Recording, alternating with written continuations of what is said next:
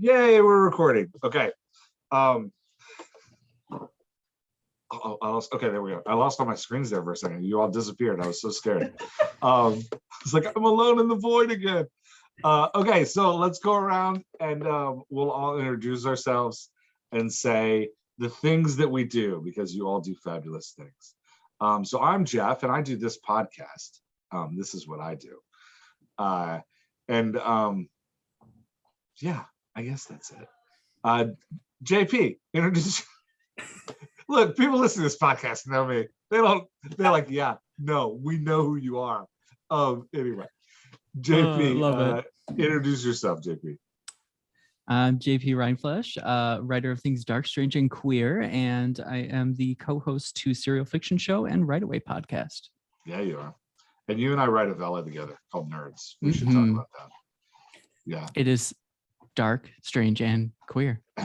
And queer, which I gotta say, I don't know that we've ever talked about this. I didn't expect when we started writing it, but I'm actually quite enjoying. It's fun. Yeah, I enjoy writing a gay romance, which I didn't expect to do. Yeah, I am glad that you're my partner doing it though, because it would be weird if I was writing it by myself. You're just typing away. Just typing away. Yeah, doing my little thing in the void by myself. All right, who wants to go next? Sure. Hey. I'm Catherine MH, and I write dark steampunk mysteries, and I also help people world build. Nice, which is why we're going to lean heavily on you for this one. Okay. Yeah, because I got to say, world building is like my weakness. JP can attest as we write a novella together, and I'm routinely like, now there's this thing happening. All right, Aaron, introduce yourself. All right, I'm the Griffith, and I do a little bit of urban fantasy, and I do line editing and three-story method editing. Nice, yes, and we are all for three-story method. I was trying to get the word 5 in there, but I can't. We're all for three-story method editors, certified editors. JP, Miss Catherine, 5. Yeah, there we go. I highly recommend all 3 of these people as editors to anybody listening or watching. They are excellent. You should hire them and pay them all of your money to edit your things, because they're very smart and fun to work with. Okay, so we're talking about world building. I'm so unprepared. We are talking about world building, and we're talking about the 3-story method rubric. So 3-story method, book by Jay Thorne and Zach Bohannon, that makes plotting super easy and easy to understand, breaks it down into 3 things: conflict, choices, and consequences.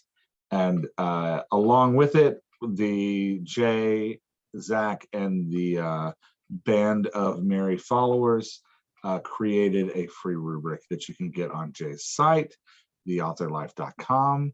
It's totally free, and it's like a rubric that tells you how to judge your own story, or you can hire a 3-story method editor to use that rubric to help analyze your story for you and do a diagnostic of your story.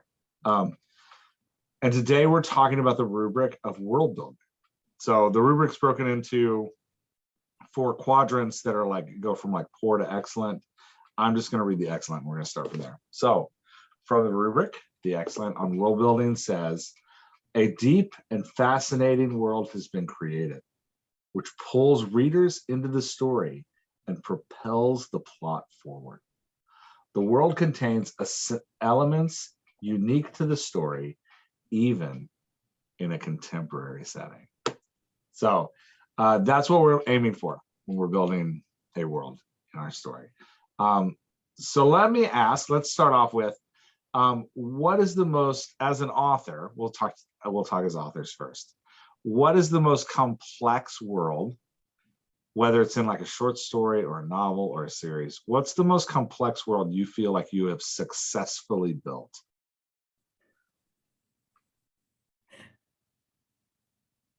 Anybody want to go first? I think my best one that I have successfully built is one that is not full of white rooms and talking heads. Nice. Are most of your books full of white rooms and talking heads?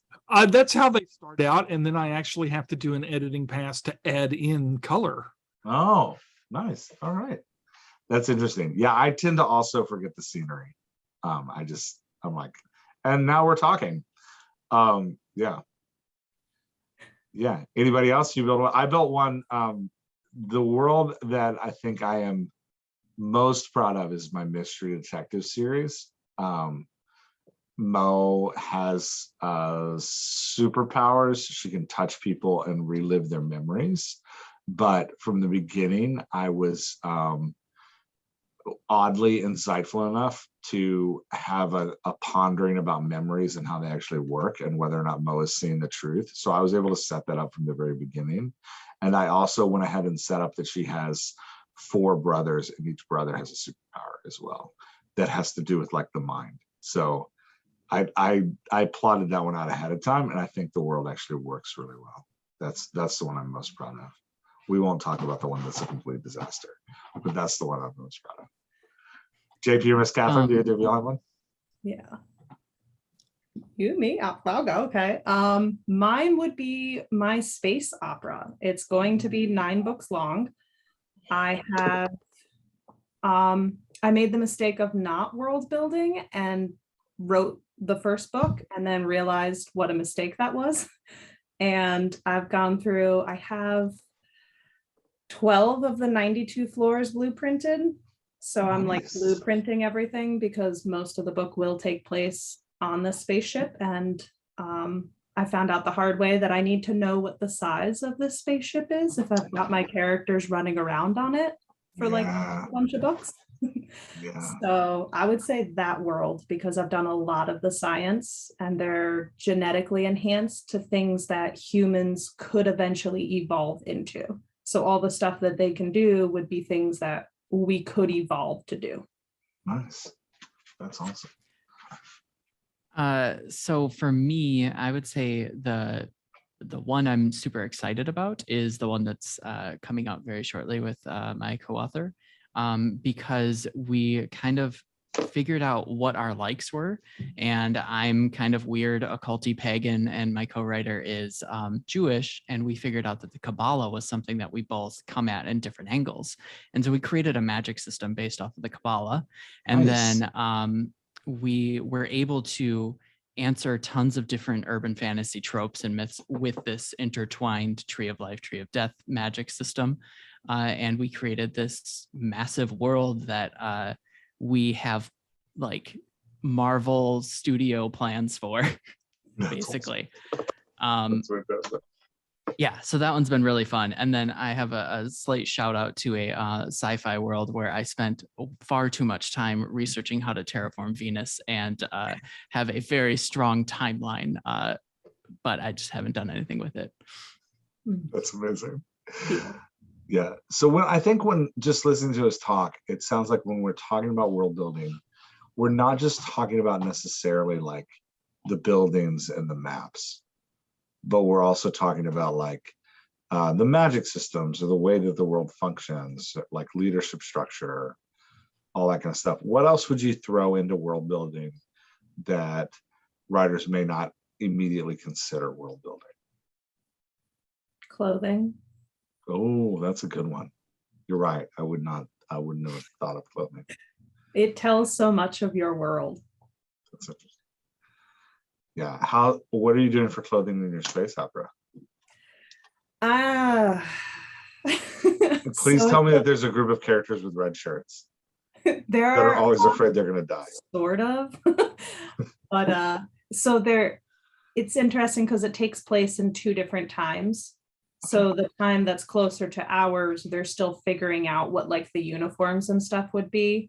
And then 500 years later, they all have what is the uniform on that ship. Oh, nice. So in the beginning, they're like very earth clothing and very like, all right, cool. And then I think it like just turns into cargo pants. I kind of just, bam, they're all in green if they're in school. They're all brown if they work here. And so like the colors will tell you where they work that's cool. On the ship. I like that.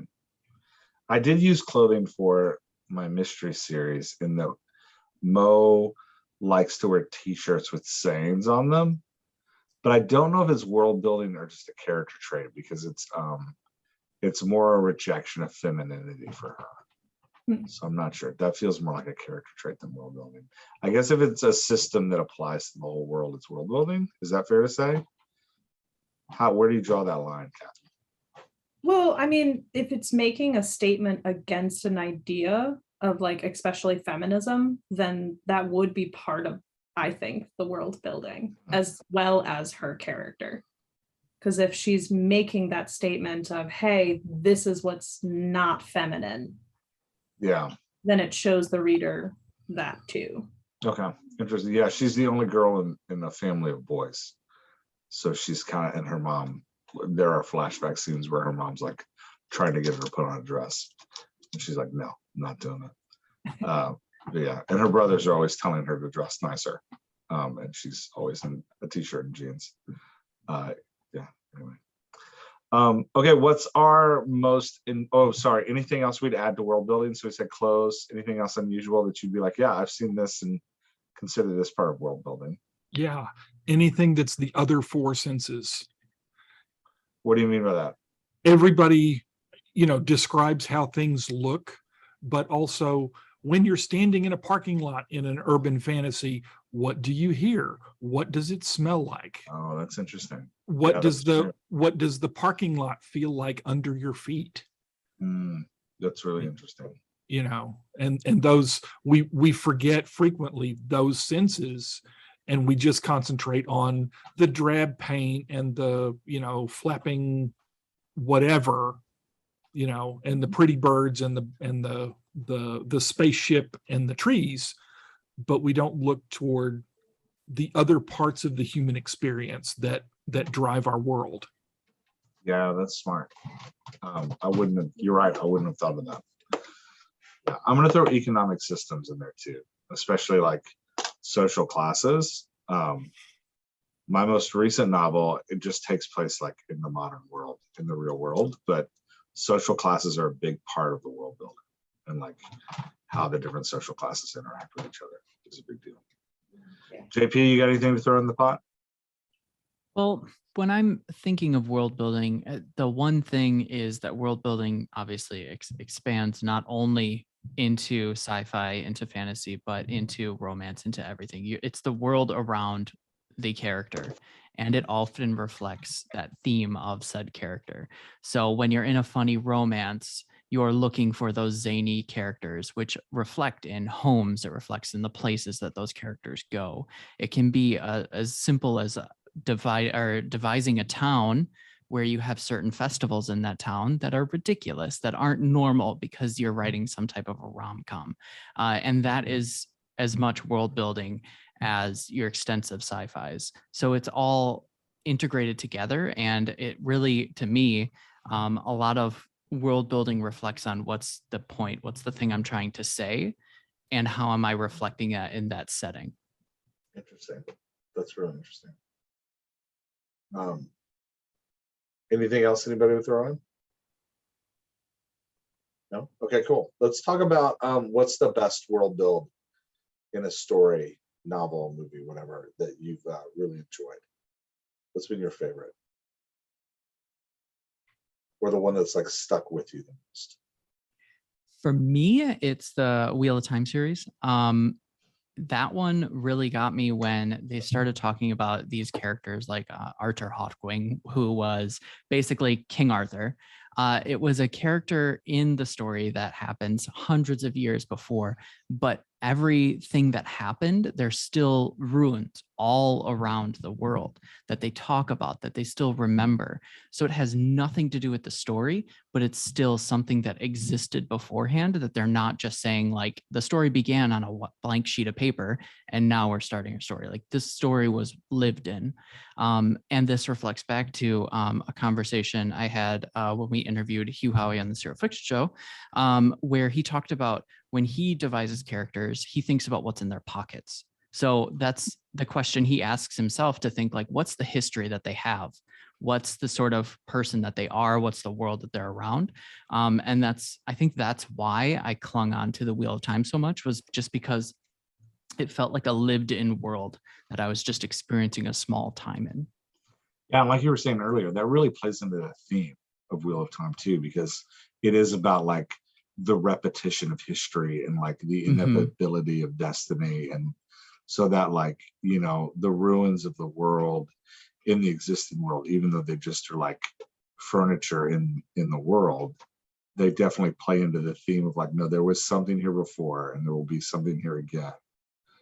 Yeah. One of my favorite things is finding the little snippets, because in Wheel of Time, it's meant to be a circular motion. So there's some saying along the lines of like, Lewis and his daughter, I think it was Sarah, went in a great eagle to the moon. And it's supposed to be like Louis Armstrong and I'm forgetting the name, but basically it's astronauts that are famous in our time, but it's reflected through these storytelling, through this process of iteration and differences. So it's really cool to kind of see those moments in this story and how people tell stories differently and how it changes over time. That's very cool. Yeah, that's a cool world. My all-time favorite would be The Lord of the Rings. Once again, very, very detailed. It was, I mean, like you knew what bugs were crawling under the leaves. Yeah. It was one that really stuck with because it was so vivid. You felt like you were there. I also, my older sister had read it to me. It's one of my like favorite memories of being with her. Nice. And when I reread the books, I realized that she had cut out a lot. Oh, she's like, skipping chapters. She had That's like funny. skimmed over descriptions upon description. That's really cool. Like, because like I was 7. She's like, you weren't gonna sit through all of that. But it was definitely, and then when reading through it again, I was like, wow, look at all of this extra stuff I get to visualize now. So, and once again, there were that ancient history mixed in with all of it. Yeah, that's beautiful. Yeah. Yeah, I always skip the songs in order. Whenever I'm reading it to a kid, I'm always like, we don't need all this singing. We can skip all these songs. Yeah, that's funny. I think mine, you know, I really thought about this, about like what worlds have stuck with me. I think the one that really stands out to me most is a book that's more of a parable. It's C.S. Lewis's The Great Divorce, in which he's talking about the afterlife. And he talks about it as an ever expanding city. So the longer you've been dead, the further you move away from the center. But it's not that people are forcing you to move away. It's just that you get tired of the people you're living around. So you just like go build a house out on the next rung. So there's like this constant like expansion of these dead people trying to get away. And he talks about how like when people first die, they get all excited about finding people that were famous. So they like go run around all the streets looking for like Einstein and Newton, and then they don't. They find them and they're disappointed because they're just like grumpy people living in houses. So it's just this like progressive, but it's this really fascinating and like thought of like, what does eternity look like? It's a very short book and he does it very quickly, but it's just this like really interesting like insight into like what would an eternal life actually like look like and feel like. He calls the world Gray Street. Everybody lives in Gray Street. Yeah, it's a fascinating. That one's really stuck with me for a year. I read that book like a decade ago, and every once in a while I still find myself thinking about Gray Street. Or the other one that stuck with me is Jose Saramago's Blindness. Have y'all ever read that? That's a crazy book because he uses no punctuation. It's just but I would die. Oh, it's that your mind, it takes like 5 pages and then you're in it and your mind like just sees it. There's something about the way he writes that's just like, oh, I don't need quotations. I know when people are talking. Like you can just feel it.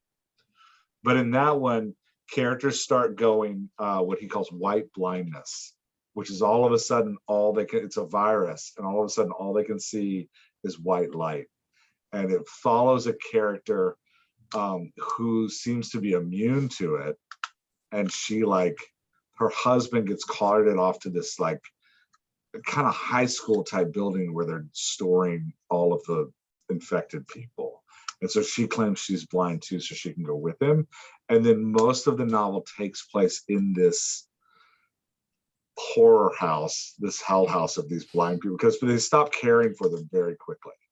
So you have all of these newly blind people in this, like, trapped in this place, and you have like this a guy who's been blind his whole life is accidentally in there, and he's like helping this group build this like Lord of the Flies type society. Like, it is so, the book is so terrifying, but it's the way that Saramago lays out like the rules of this blindness, and like the way people are like stumbling around, and the way that they like figure out how to navigate these rooms even though they're new to being blind. It's just, the whole thing is fantastic. It's a really great world build.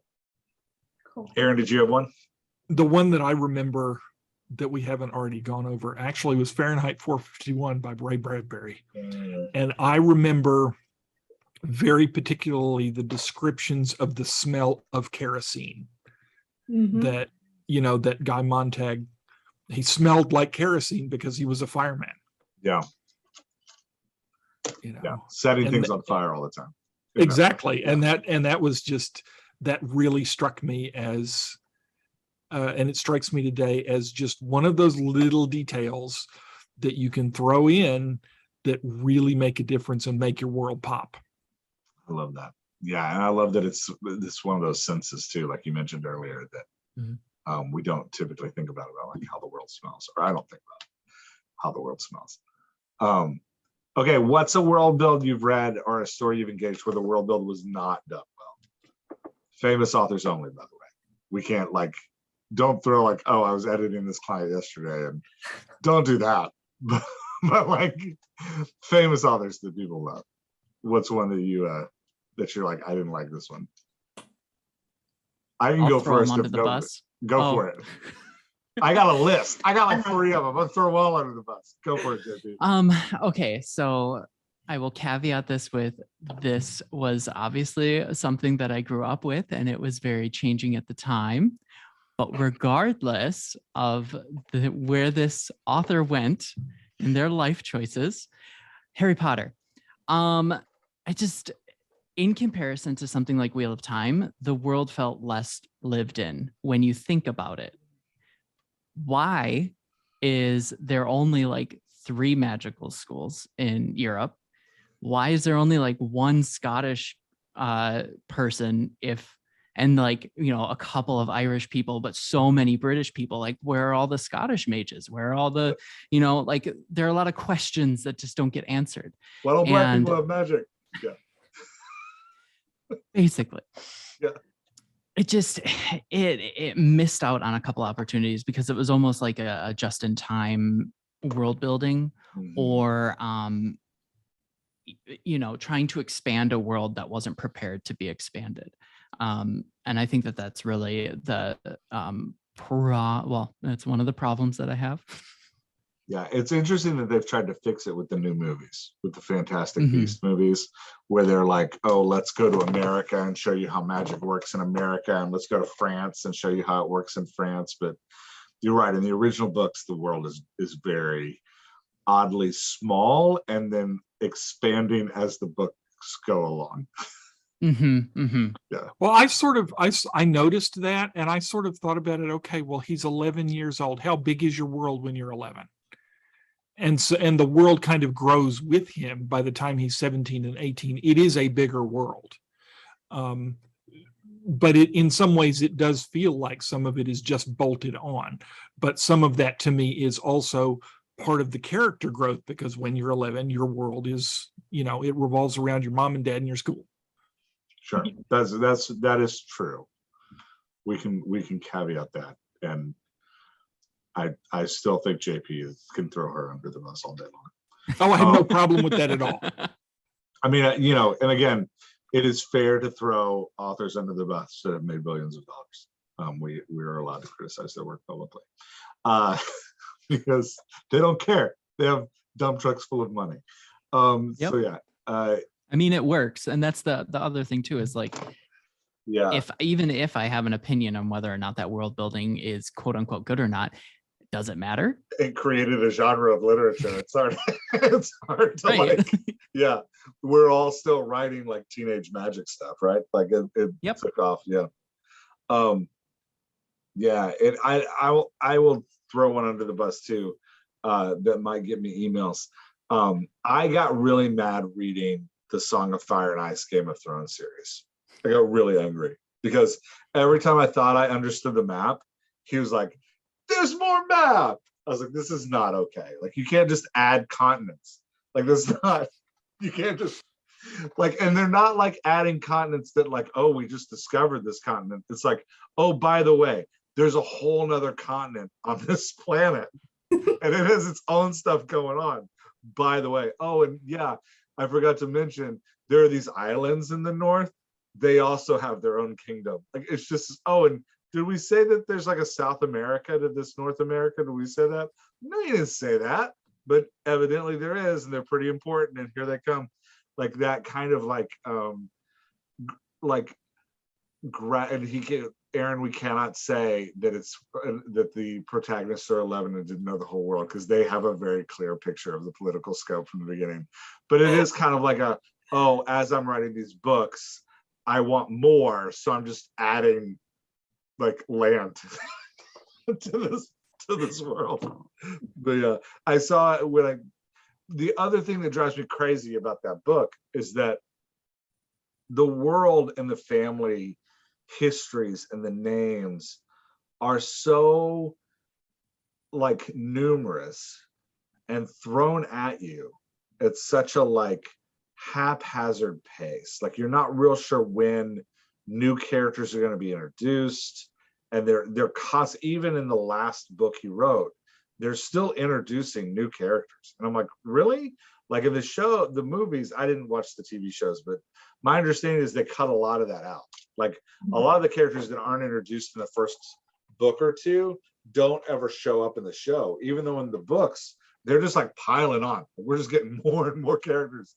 And I had to like read the book with a wiki, which if I have to read your book with a wiki, I'm not happy about that. Like, that's not, I'm being forced to do that. That's not something I enjoy. So that's my like rant about that one, is that it's this unending expansion of piling on something that's already incredibly complex and not necessarily really well defined. Does that make sense? Yeah. Like, I don't actually think when he wrote the books he knew what was beyond the wall. I don't think he knew. I think he discovered it as he wrote them.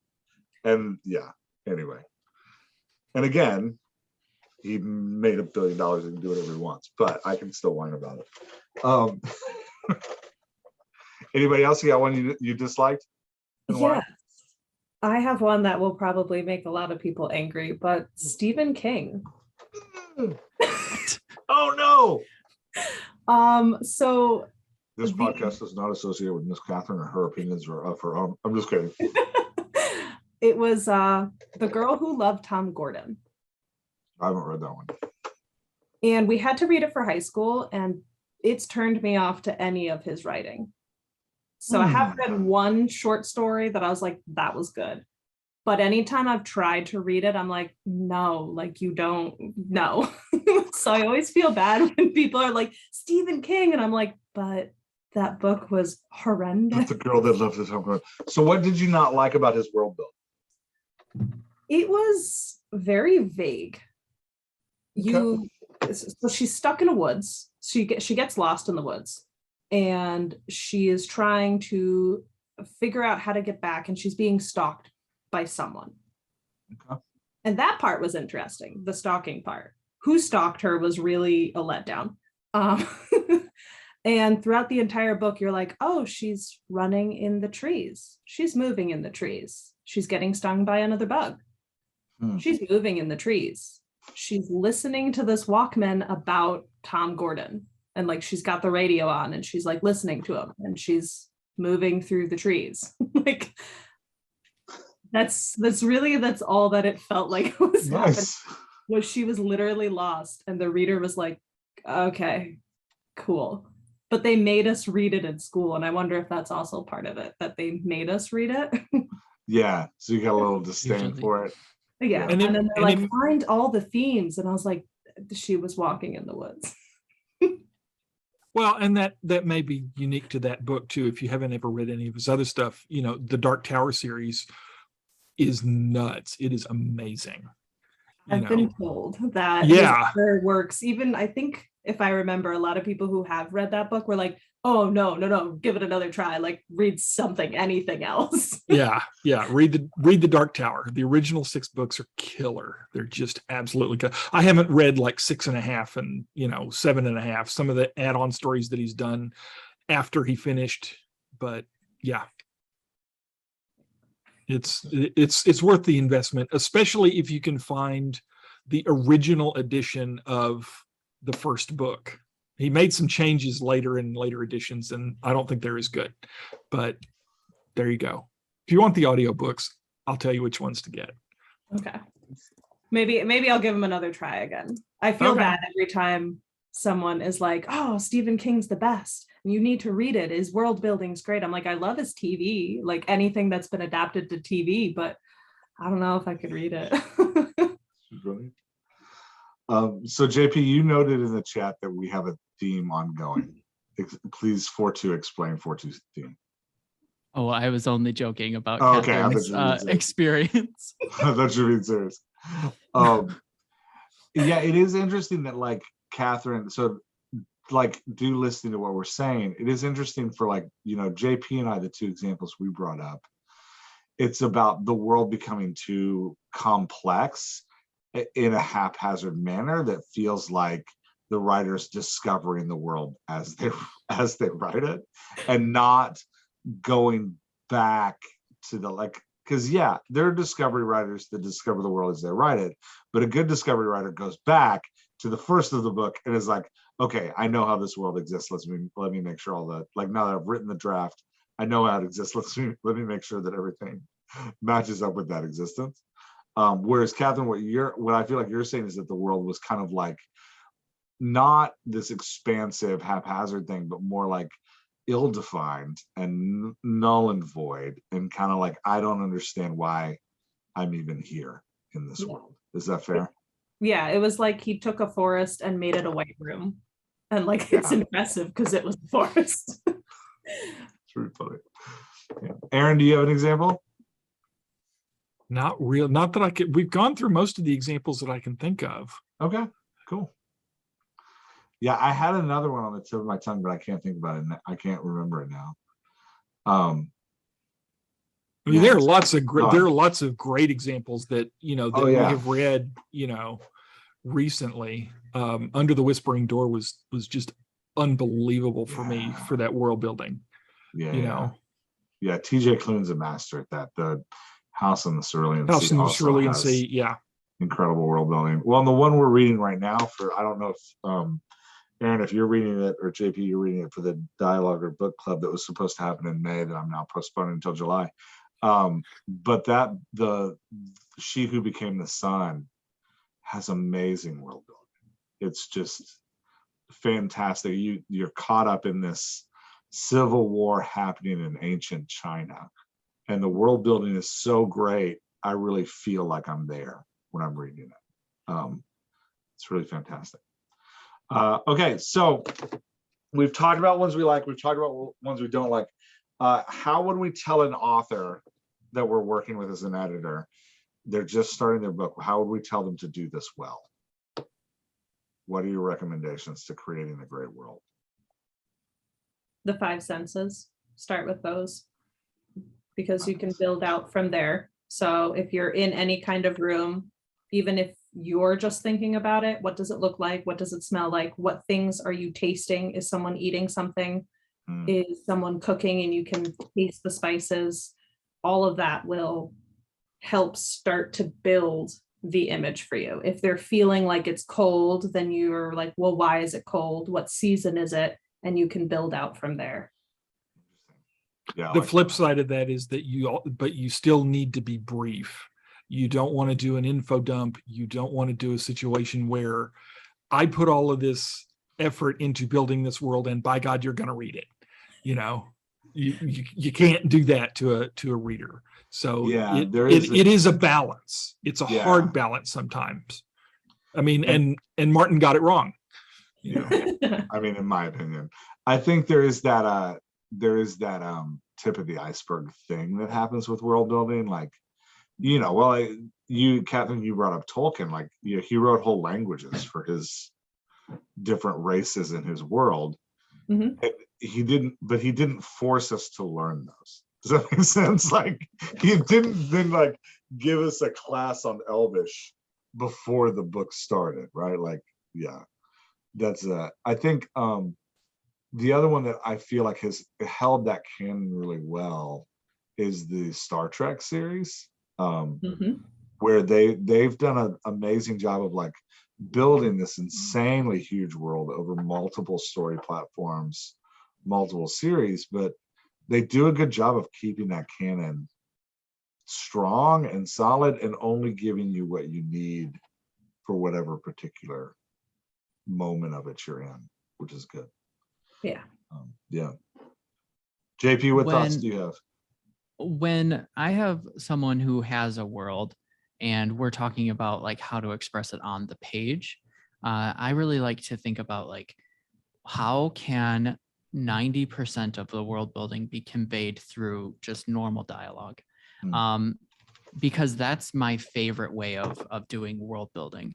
So like it really works well when you're talking about like fantasy, sci-fi, or things that aren't necessarily quote unquote like the normal American thing. So like if you need to introduce a new word, or if you need to introduce a new concept to like relay that through a message, like I'm just going to make up a word, but like you're Katame, you're in blood of my blood. I've just defined what that word means. I've given you a piece of that world, and I can like continue on and maybe say like a couple of things that relate to island phrases. And now you can get an idea that, okay, well, the person talking is an islander. They're using a lot of phrases that involve the sea, involve sand. Like that's how they convey their way that they speak, is through their own experiences.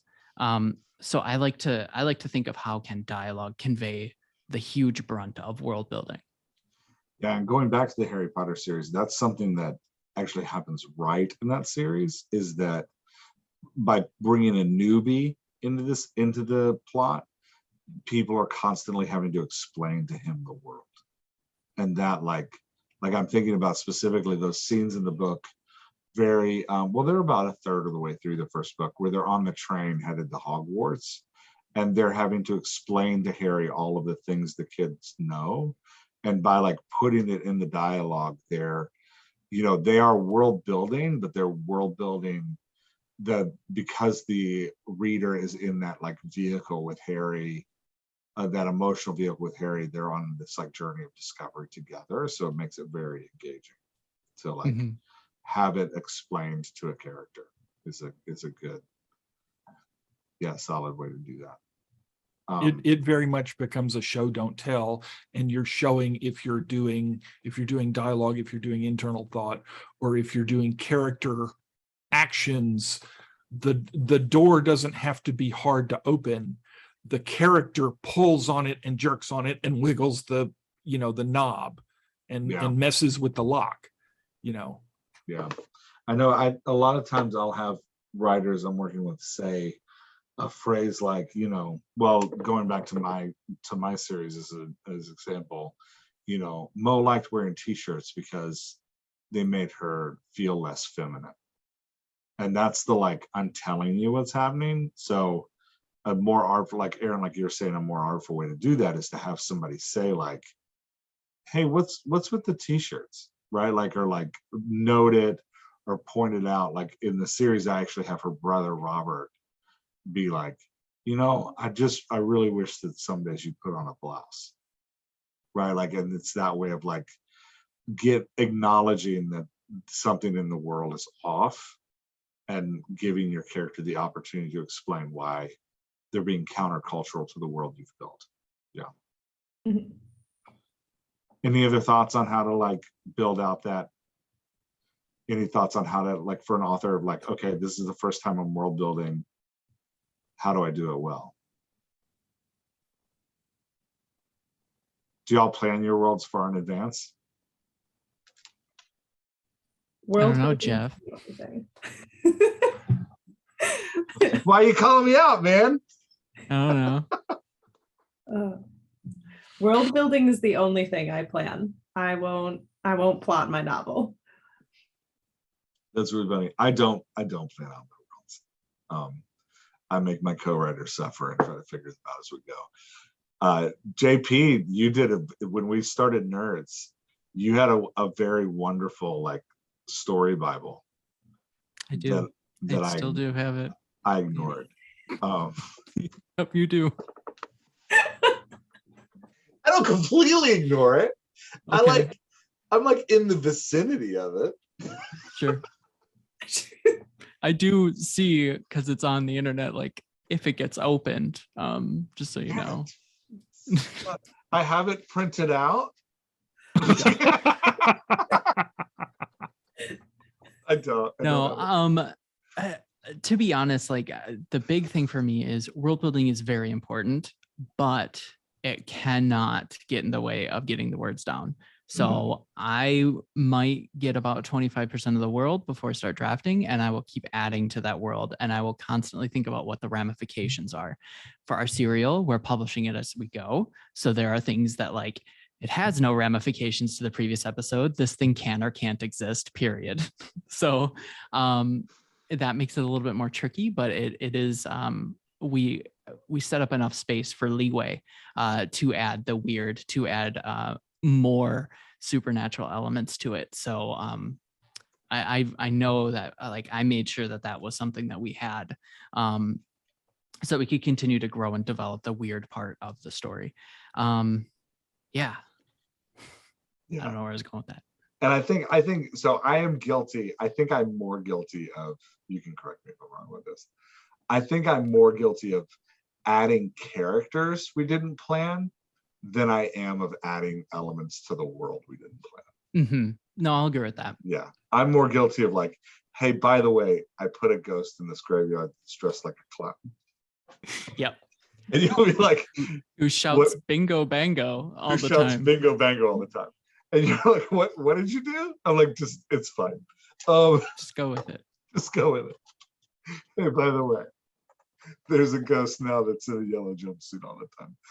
Yeah, so that's yeah, anyway, I feel the need. Now, that's the big struggle that I have is doing enough world building that I know what the heck I'm writing about, but not letting it become, Pressfield's Resistance. What is Pressfield's Resistance? Stephen Pressfield from The War of Art. Yeah, sorry, I had to say it, and then I got that. Yeah. So I think, and I have to be really, really careful about that. It's like, how many different photographs of a rundown building do I need to find on Google image search? One is usually sufficient, So I think because you sparked this, so sorry to jump in, but I think what I do and what I would advise someone to do is write down like what is stopping you from drafting, because that will get you like, what answers do I need? So for example, I worked with a client because I'll do like a lot of like the scientific research, and then I will put together something with a bunch of references of real world science. And this person was doing a post-apocalyptic. They needed to create a monster. They needed to know how to feed 50 people inside of a building. And so they needed all these answers, like, what does my building look like? How many floors does it have? How much of it is a garden? And then what are these creatures? How can I defend myself from them? So I did a bunch of research for them, was able to provide them that packet, but then they can go forward and they can write because they have the answers that they needed. So I think asking yourself those questions and then sticking to that and being like, have I answered these questions? Yes. Okay, I can draft. Like that's how I would probably approach that. I also approach it a little bit similar to that, because world building is the only thing I plan. If I'm world building, this story is going to get written. So if I've decided to take the time to start planning, I only am allowed 1 month. So I'm not allowed to write any of the draft, nothing else. It is the world building and the characters. And once that month is up, oh, well, you're writing now and you can fill it in as you go. Hopefully you didn't need something. So I recommend that's definitely good. putting a time limit on how much are you going to world build. Where are you keeping your plan? Can I ask, like, what are you doing? What's the practical aspect of planning for you? So because of the space opera I wrote, I realized it was really important. I threw out 400,000 words twice because I forgot my bad guy, and I forgot to add him in. He was all in my head until the climax. And I changed my spaceship, I think it was 4 times. Throughout, I changed characters' looks because I have 42 main characters who go throughout the series. So I needed to know what was going on because clearly I couldn't keep it all in place for my series. My steampunk ones, that all just stays in my head because that's fine. But the space opera needed to have it written down because it wasn't working otherwise. Interesting. So where are you keeping it? Are you like keeping it in a Bible, or like, do you have like a Word document with everything in it, or do you have it on a wall somewhere? Like, what are you doing? I have a mixture. I Okay. have my blueprints all sit in like this rolled up little section that I can pull out eventually. Nice. Yeah. I wrote and created templates all on how to have my generational spaceship. So this way it has everything from population control to the amount of food to where people would live based on like social status throughout the ship. So I've got all of that. It should be printed. I haven't printed it yet. It's there for me to print. So this way I can have it, because I like to have a hard copy of it right there. I can flip through and then just keep writing.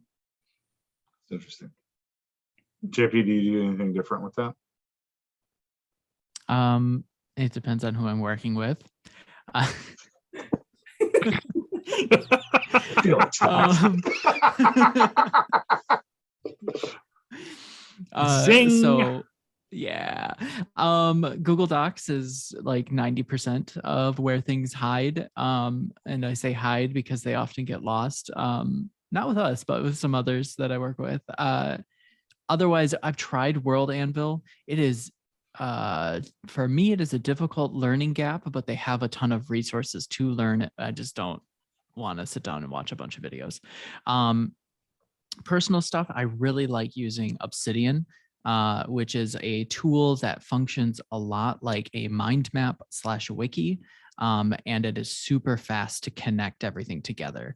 So like if you have a plant and that plant has different features for like the berries, the leaves, the roots, and you want all separate pages for those, it's super easy to just, as you are typing, link things by one extra keystroke. And for me, for worlds that I like to build, that is like my favorite one that I keep going back to. Interesting. Aaron, do you have any tools that you use for world building? Anything that you like? I'm trying to get into Notion to keep a Bible in.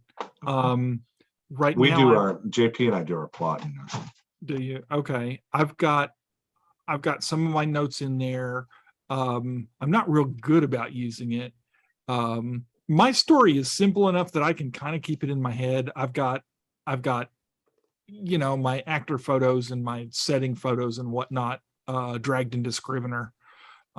Because I'm insane like that. I use Scrivener. I know how y'all feel about it. Yeah, exactly. But that's most of what I do is I keep notes in Scrivener. Okay. And in Notion. Yeah, it's funny. I sitting here thinking about it as y'all describe world building, I actually don't world build. I do. Really?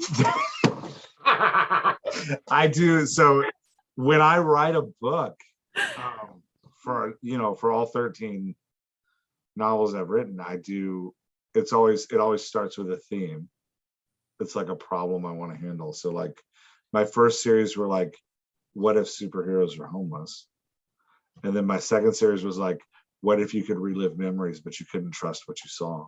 And then my my standalone book about Angry Mark is what if the theme I was playing with was like, there's a supernatural force trying to help this guy through his anger issues. So it's always like this theme, and then post theme, I build a cast that is gonna like help me work that theme. So for Mo, I was like, well, I need Mo, and I need her to have some kind of issue that really has to do with like she can't trust her own memory to solve it. So I was like, well, I need a mother who's been kidnapped, and then I need brothers who are all dealing with the issues in different ways, so I can like see how the family is all playing with the theme. And then I need a sidekick for Mo, because otherwise Mo's just going to be in her head the whole time. So I need somebody for her to talk to. But then once I get the cast, I start writing. And so I don't actually world build until I'm into the writing. I do find that at like 2/3 of the way through the book, which is, this has been, JP, you and I haven't talked about this. This has actually been really hard for me with Bella, because typically 2/3 of the way through the book, when I've written like, when I know where the book's going and I know the whole plot and I know all the character arcs and I'm like done pretty much in my head, that I just have to get words on page, I will stop and put every chapter on a whiteboard and like make sure that my world building lines up, and that like, okay, what did I drop in there that I need to like go back and build before? Where do I need to add things? So I guess I actually world build in my like 1.5 draft. I feel like you do world build though. You world build with your characters. So it's almost like you're pantsing your world building, like how us, like that's how I would describe how I pants through a novel, where I'm like, I go. And then eventually I'm like, oh, I get it. And then I'll look back and I'll make sure that those spots work. I feel like you're just doing it with the characters. You know what the characters need and you build the small pieces around them. And then eventually you build it out. It's weird because I don't build like the character's physicality. I discover that as I write. I don't build any of the like characters, like where they live or anything like that. That all just kind of comes out. I only build the character voices. Mm-hmm. I'm like, oh, this is what. So like when we started writing Nerds, JP, I was like, how does Ethan sound? I need to know how he sounds. And at one point you were like, oh, he sounds like Jake Peralta. I was like, okay, I can do naive Jake Peralta. Like that's, and then I was like, how does this character, and you were asking me like, what's Buck like? I was like, he sounds like this guy from Lethal Weapon, but it's just the sound of his voice. I don't care about what he looks like or where he's. You're like, how old is this guy? I don't know. He's old because he's grumpy. I don't know. Old guy wearing a sock on his head with a unique voice. That's how you do it. That's right. Yeah. I don't put the sock on his head though. Like stick figure. Stick figure. Stick figure. Yeah, there you go. That's better. It's really funny. So what we've all discovered here in Jeff's therapy session is that Jeff should not be talking about world building because he evidently doesn't do it. So you should read through your series Bible, apparently. That's right. Yeah. It does exist with pictures and a map so that you could actually use the right roads instead of anyways. Wait, seriously. Or the right cemeteries. Yeah. I had no idea we had a map. I know. You'll be like, yeah, they went to blah blah blah church, and I'm like, where did that church come from? It's always been this church. I didn't know there was a map. I'm like, oh yeah, we need a church on the outside of town. I'm sorry, JP, I'll be a better partner. Fine. You're like, that's why I'm here. Yeah, you're like, we're almost a year in, Jeff. It doesn't matter anymore. All right, let's stop talking about Jeff's neuroses.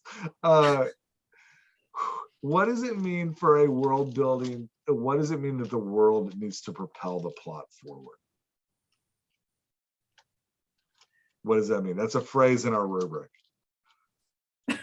What does that mean? For me, it's that the parts of the world have to drive something about the characters and their choices. They have to drive the characters' flaws or they have to drive the character's actions by limiting their freedom of motion or by expanding their freedom of motion. They have to do something that impacts the characters and drives choices, or impacts the choices that the characters make.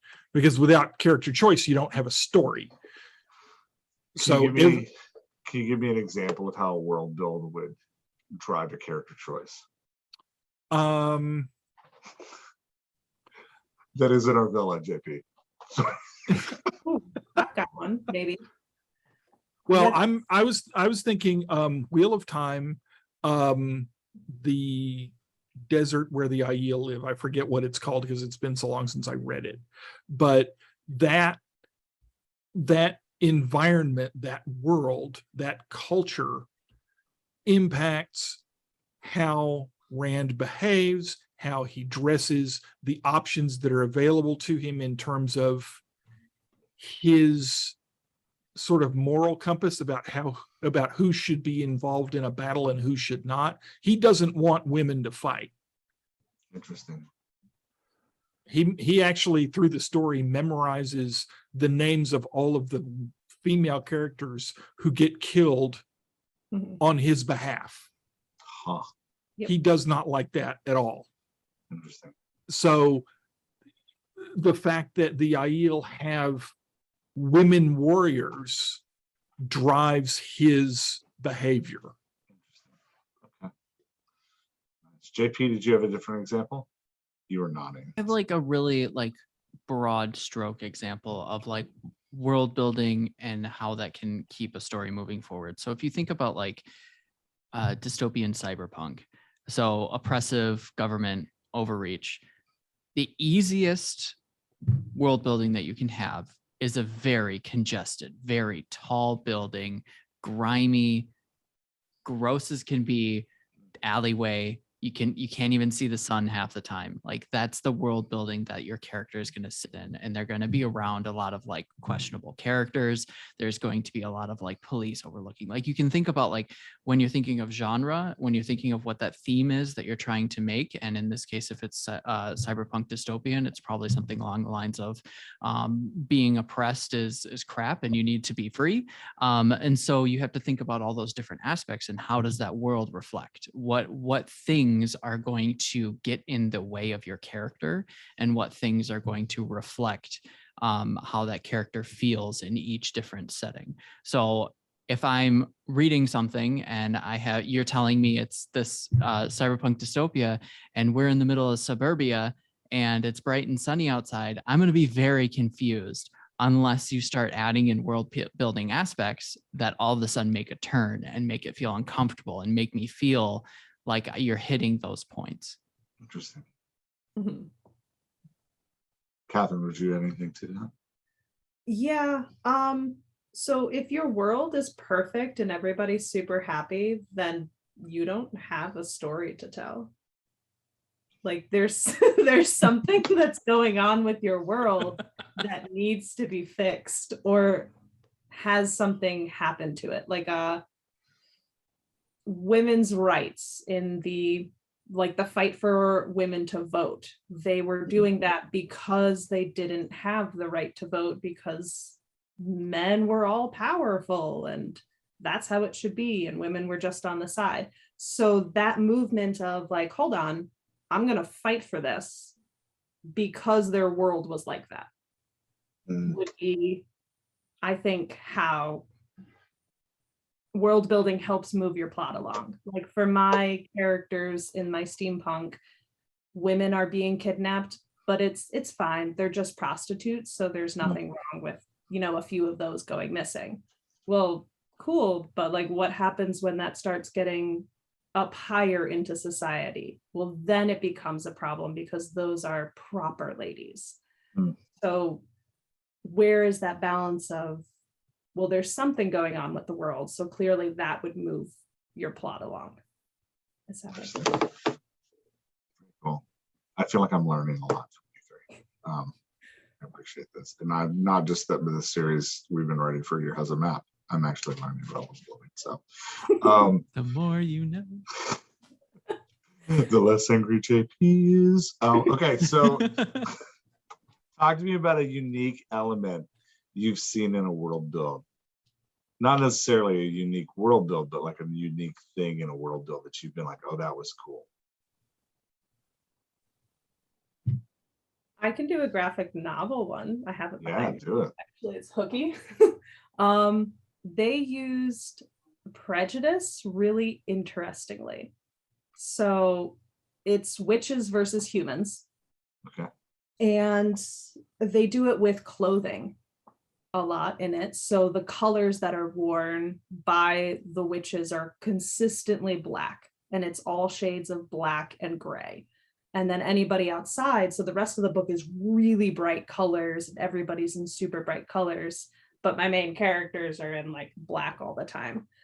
And the reason that they wear the black is because they're in mourning from all of the witches who have been murdered throughout the years from humans.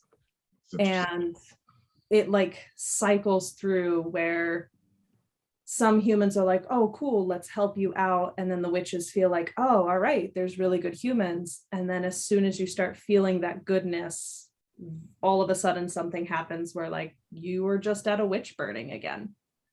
And so it just keeps cycling through the heads that, oh, you're killing us, I need to retaliate. Oh no, these witches are bad, look at what they're doing to us, we need to kill them. So it was interesting to see how they played on that prejudice. That's cool. I like that a lot. It's also a kid's graphic novel, so it was really kind of Oh. fun too. That's deep. Mhm. Yeah. JP or Aaron, do y'all have any before I start blabbing again? Go for it. So one of my favorite things about world building is figuring out what your rules are and then finding a way to write yourself into a corner and having to figure out how to get out of it without breaking the rules. And one thing that comes to mind that is more familiar for probably more wider audience would be X-Men. So I think it was like the second movie from the earlier one.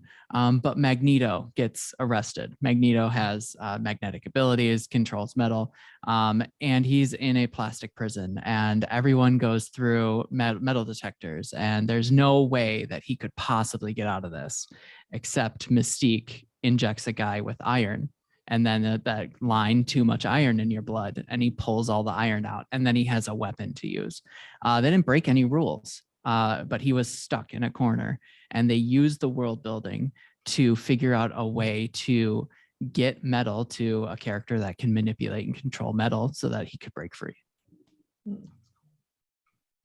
Yeah, I hadn't thought of that, but that's a good one. That's really good. Aaron, do you have one that I comes to don't mind? this time. No, Okay. I don't.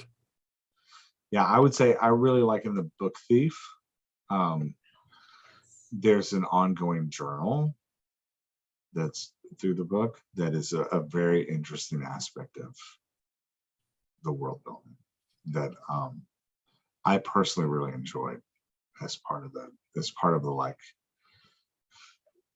the way that there's a Jewish character in the basement of this World War II era home that's right next to a concentration camp. He's sketching things, and the way that those pictures provide emotional context is it's a neat way for the world build to kind of add emotion to the story itself. It's very cool.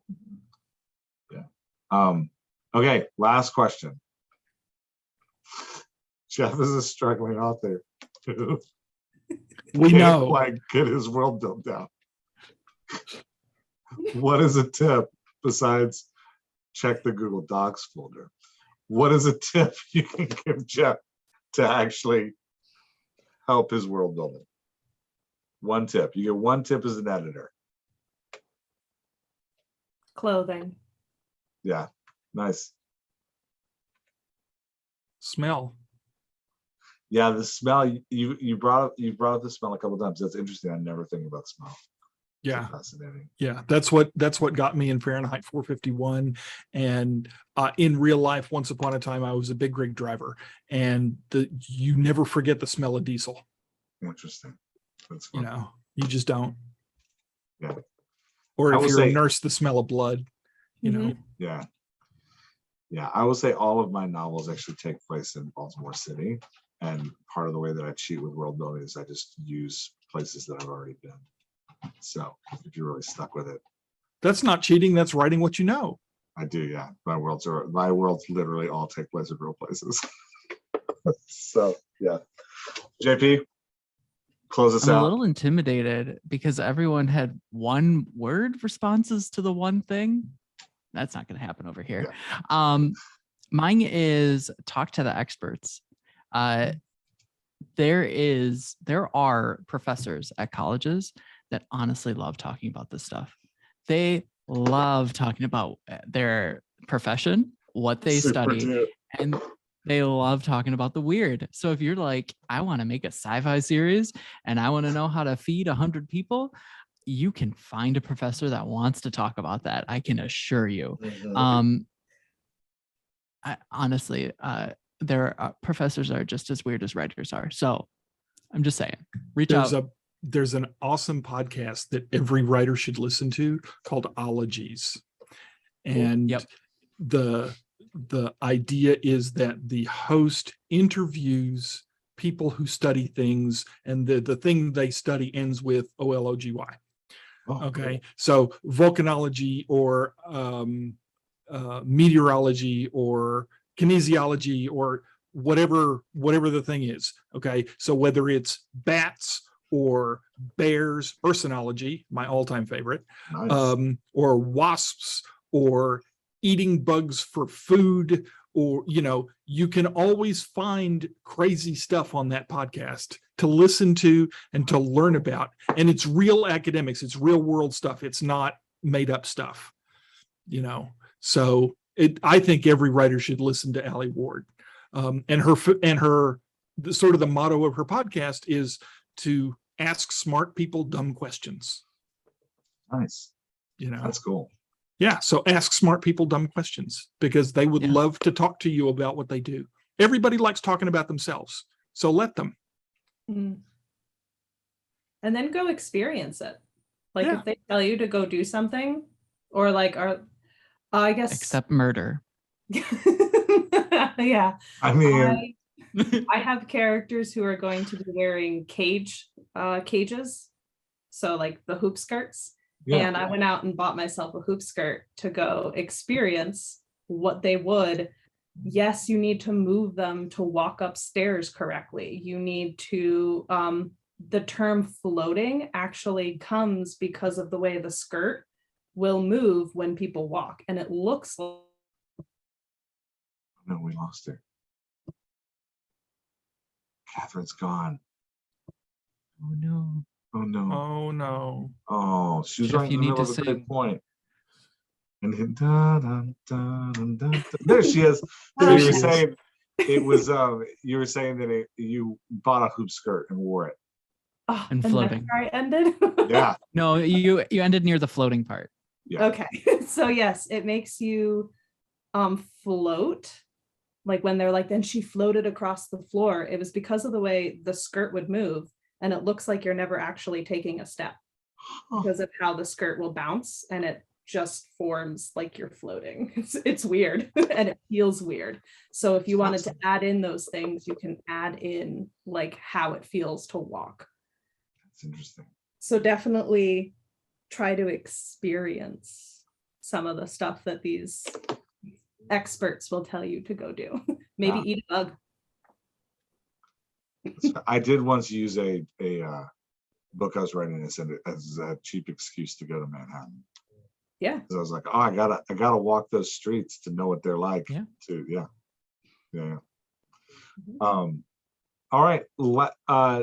Tell everybody where they can find you and how they can hire you as an editor.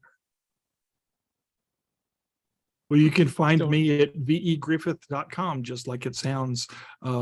Contact or set up a 15-minute Zoom call with me, and we'll talk about whatever your needs are. free for the Nice. first shot. Awesome. You can find me at scribes-pen.com or my Instagram, which is author.misscatherine.mh. Nice. jprindfleischix.com, and that's rindfleischix. And yeah, I love talking about theme. I call it story hypothesis, and I love talking about nerdy, sciencey goodness. Yeah, and speaking of nerds, go read Nerds. JP and I write it together. You don't even have Yeah. to read it. Just click on the episodes. Just give us the clicks. What? I'll take that. What are you talking about?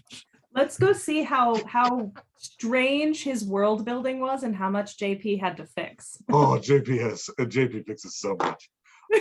Yeah. So yeah, anyway.